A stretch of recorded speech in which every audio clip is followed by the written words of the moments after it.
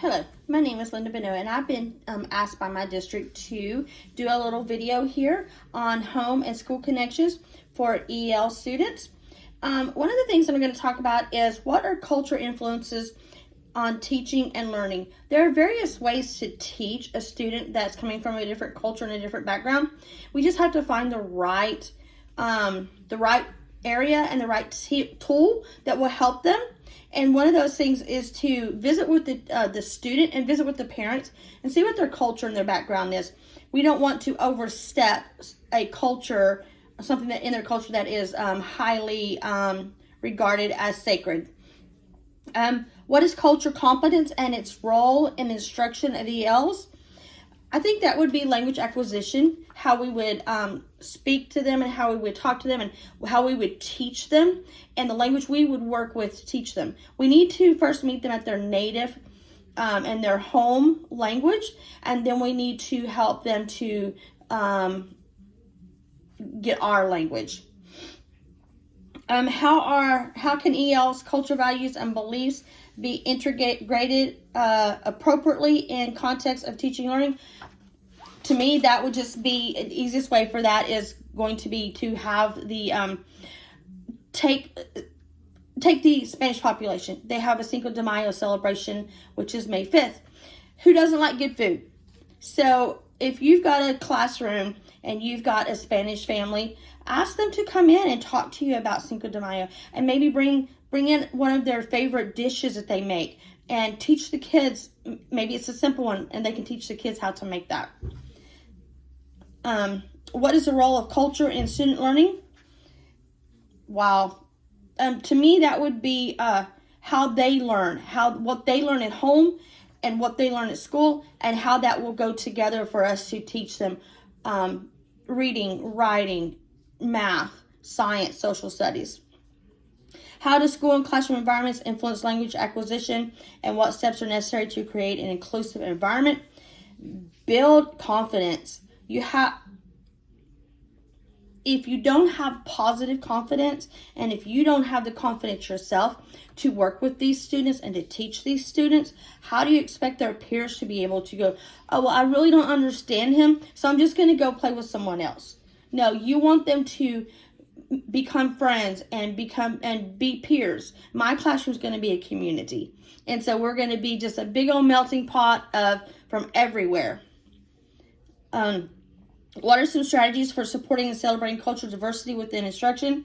Again, that would be asking a parent to come in, and you've already got a lesson planned, and let's say it's Christmas. You've got a lesson planned for that, but you want that parent to maybe come in and kind of add to that. And these families would love to come in. You just have to invite them.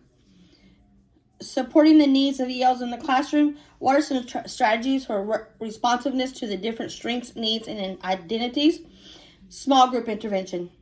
I can't say that enough, and I can't encourage that enough. I work in the SPED world right now, and our small groups are our bread and butter. I mean, these kids get to know each other, and they know their likes and their dislikes, as well as they get to know the fact that this is something I can do. This is something that my friend can do.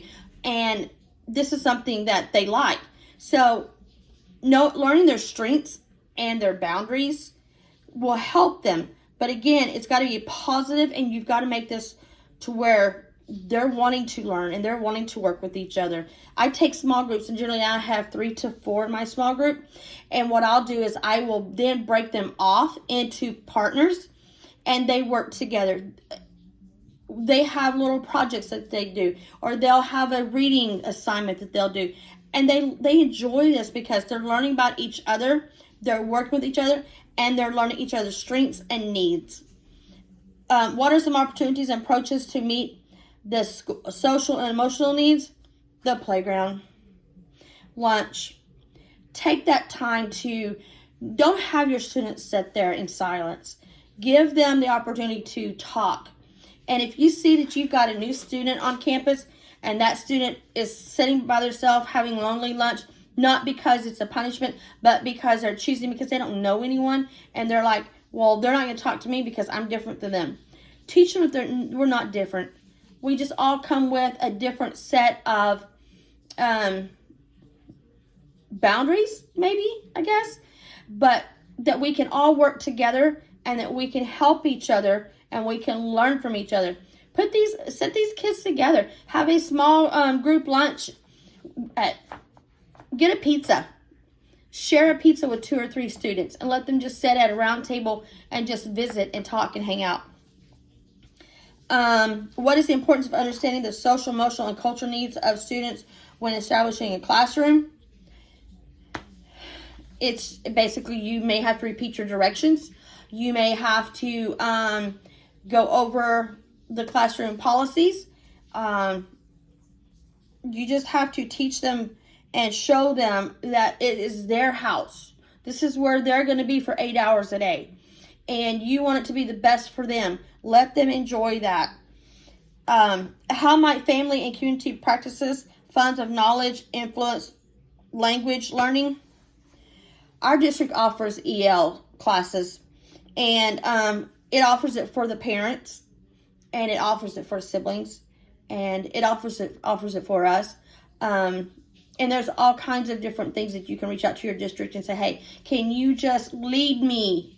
I've got a family that's new to Texas, and they need some language. There's a language barrier, and they will help you. Our district is amazing when it comes to working with our bilingual students.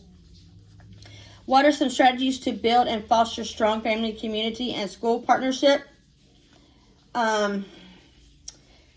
I think that is some of our PTA does a lot with that.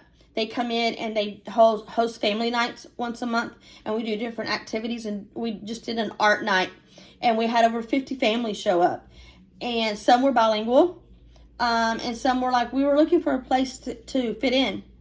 And again, this is something you can bring your parents in on and ask them, hey, you want to partner with us in doing a lunch or doing a family night where you're going to come in, you're going to talk about your culture, and you're going to maybe bring some artifacts and bring some things in. And our community is amazing. So don't be afraid to reach out and ask someone can you help sponsor a meal? Because they will help sponsor a meal. What are some inclusive community engagement practices? Again, community nights, safety nights. These things are set up through PTA and through our district. Each campus does something once a month. And, I mean, we have 9 months of school. Our PTA and our front office, our admin, they're going to work together, and they're going to do something 9 times a year. And so be sure that those families are included, and be sure that they know that this is going on. These are the ways that I would take and bring in my families and incorporate them with home and school connections, because I know that no family wants to be left out, and no child wants to come to school on Friday and say, oh, y'all did that last night, we didn't know. Make sure that when you send that flyer home, that you send it home in dual language. Make sure that I know that a lot of us use electronic systems now. Make sure that you send a paper copy home. These little kids, they love taking their papers home, and they love sharing that with their mom or their dad, grandma, grandpa, whichever. Because some cultures, it is an extended family. And just make sure that they know that it's all there for them, and that they can find it, and they are welcome, and they are supported. I hope that you find this helpful, and I hope that you will attend one of our PD days, because it is very helpful, and we do have lots of resources.